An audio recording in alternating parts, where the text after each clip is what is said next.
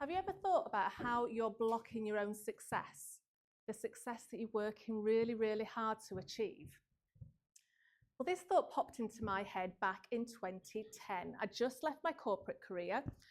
I'd started out my first business and I was working hard to get gigs and contracts.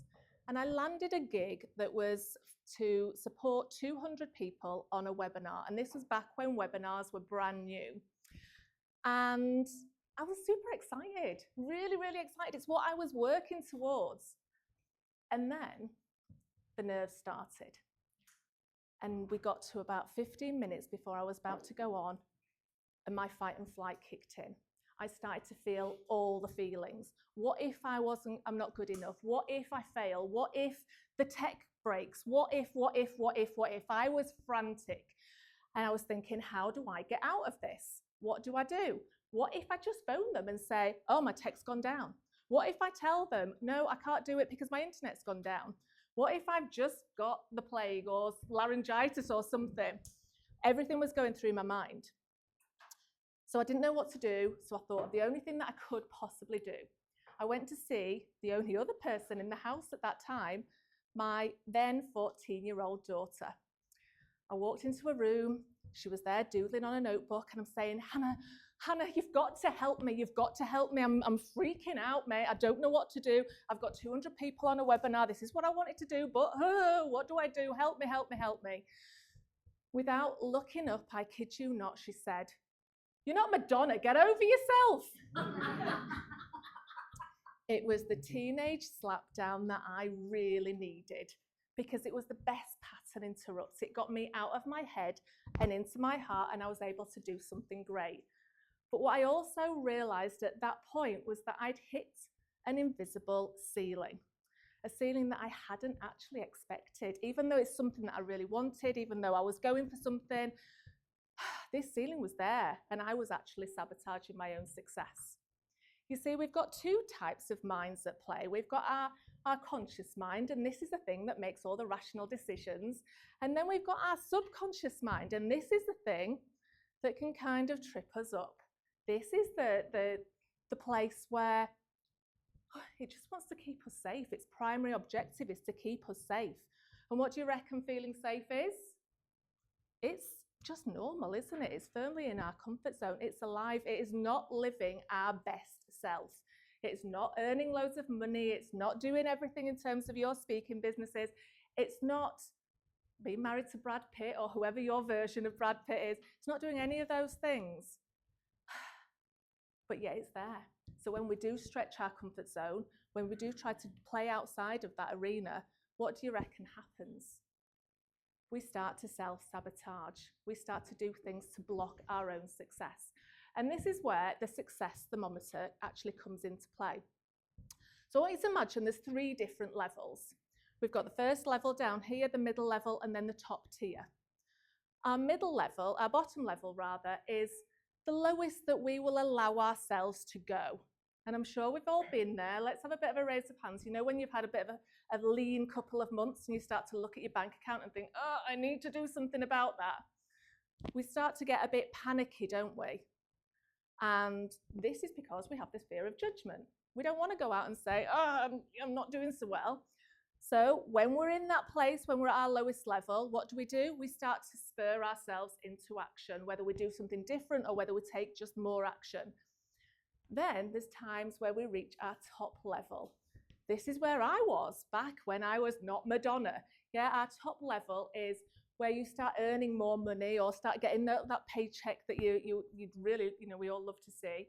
Whether you start to get those opportunities that are just amazing. And if we're not careful, this is when self-sabotage can kick in, because the air's too thin, and our what-ifs, our inner critic can come out to play. So what do most people do? We play in the middle level. This is where a lot of people actually live their lives, and there's nothing wrong with that, yeah? We just live firmly in the middle level, in our comfort zone, but we're better than that, right? We want to, and so when I say better than that, we're different. We want to live our best lives. We've got ambition. You wouldn't be here on a Saturday if that wasn't you. So how do we actually achieve that top level of success without freaking ourselves out? That is the goal. And this is about acclimatizing to that next level. So I've got 3 steps for you in order to do that.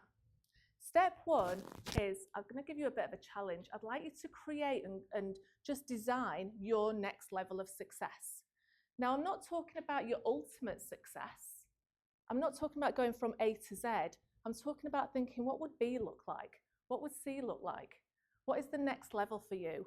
And once you've designed it, start to think about how you'd show up when you live in it. What does that look like in terms of your daily routine? Would you get up earlier? Would you go for a run? Would you have a nice breakfast? I don't know, that's entirely up to you. But you get to design what that looks like. And do you make different decisions in terms of your business? Would you stop resisting things that maybe you do?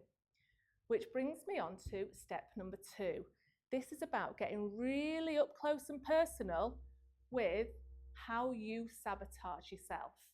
So the question that I want you to be answering is, what am I doing to not achieve my next level?